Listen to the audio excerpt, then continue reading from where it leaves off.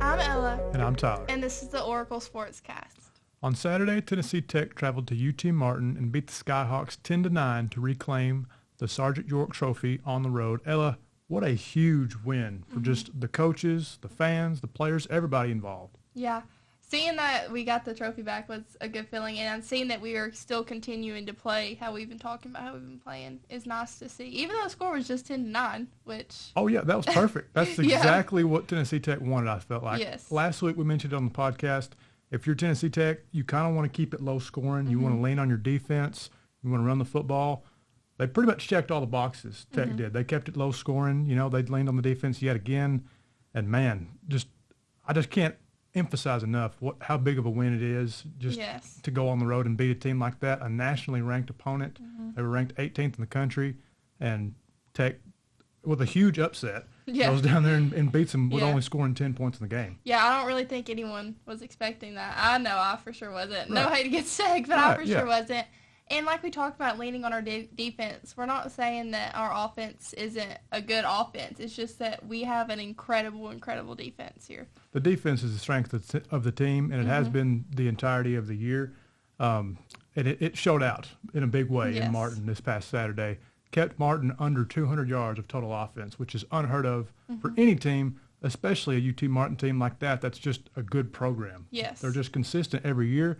They're always in the top of the OVC. Head coach Jason Simpson, he's done a really good job. You got to give credit where credit's due. I know they're rivals, but they're really good every single year. That's what Tech wants to be. That's kind of the goal for this program one day. Yeah, seeing that we are able to beat teams like this, even though if it's not a huge point differential, it's just a 1-point game, it shows that we do have potential to continue growing and be a team that people talk about, like UT Martin, like, oh, they're going to be a hard team to beat. And it shows that we're going to be that team soon. Yeah, I mean, like I said, it was just a big upset in year one, nonetheless, of Coach Wilder's early career here. That's just so huge that you're already competing with the big dogs in year one and already establishing that you are a team to be reckoned with in the OVC for years to come. So I just thought that was huge. Yes. The ending of the game was insane, very nerve-wracking to say the least. The score was 10-7 after they blocked a punt and returned it for a touchdown. Then they miss a field goal. It hits off the right upright. Everybody's going crazy on the Tech sideline. We wound up getting the ball back with like 30 seconds to go. We go 3 and out. They use all 3 timeouts. We intentionally take a safety with our punter going to the back of the end zone. You don't see that very often. 10-9, we kicked the ball off back to them, and they were unable to get in the end zone and unable to score another point. So that was all she wrote. Very interesting strategy towards the end of the game. But seeing that is what we chose to do is take that safety shows how much that we do rely on our defense and how strongly we see our defense because they have faith that the defense would not let them score again. That's a good point. Yeah, that's a good point. It's like we said, it's something you don't see very often, but I think Coach Wilder in his mind was trusting his defense. Like, I'll give them the football back.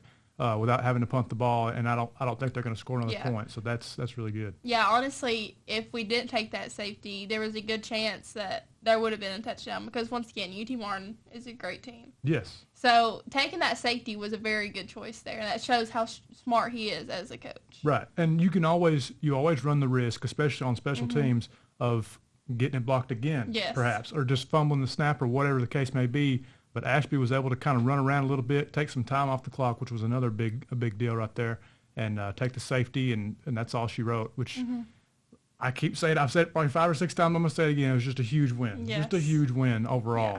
Yeah. Forced 2 turnovers on defense, back-to-back interceptions by Amari Filial and Jalen Shepard. That's Shepard's second week in a row with a pick.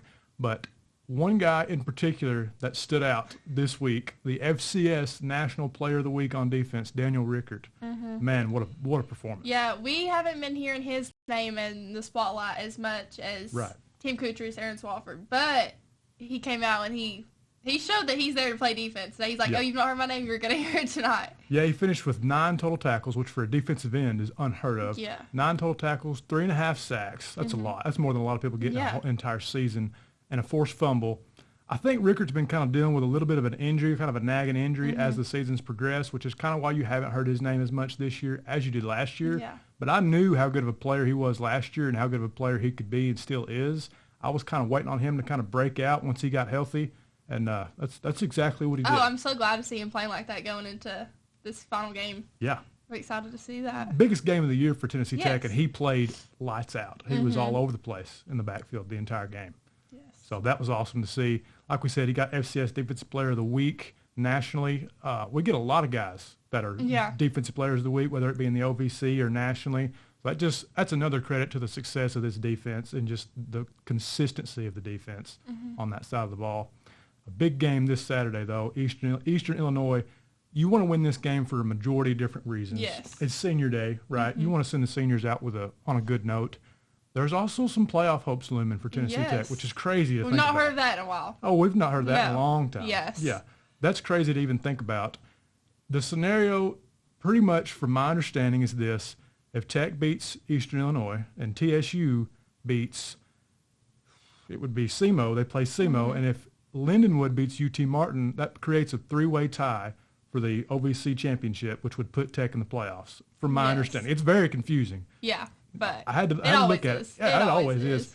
But first and foremost, if you're Tennessee Tech, you don't really want to worry about what everybody else is doing. You want to win this Saturday. You want to worry about your game and then worry about everything else after. Exactly right. Yeah. Yeah. And Eastern Illinois, not to discredit them, they're not quite the team caliber-wise that we've played They're not here UT recently. Martin. They're not UT Martin. Just straight up, just say it. They're not UT Martin.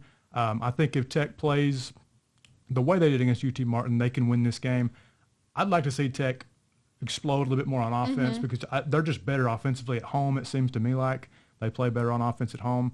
You want to see that ground game continue to get going at home. So we'll see a lot at stake, though, this Saturday. Yes, for there sure. is. But look at how we played against UT Martin. Even though that our offensive wasn't scoring in 30, 40 range like we have been seeing, they still were able to score against UT Martin. Yeah. I mean, UT Martin is a great team. To show that we can compete with that caliber of a team, showing that we have good chance to be able to compete in playoffs, we can get in. Absolutely. Yeah, the offense still did what it needed to do in order to win the game. It did enough. It scored 10 points early on, and that proved to be enough for the entire game. But I can't get over the defense just putting UT Martin in a box like that because they're known for their offense and just throwing it all over everybody.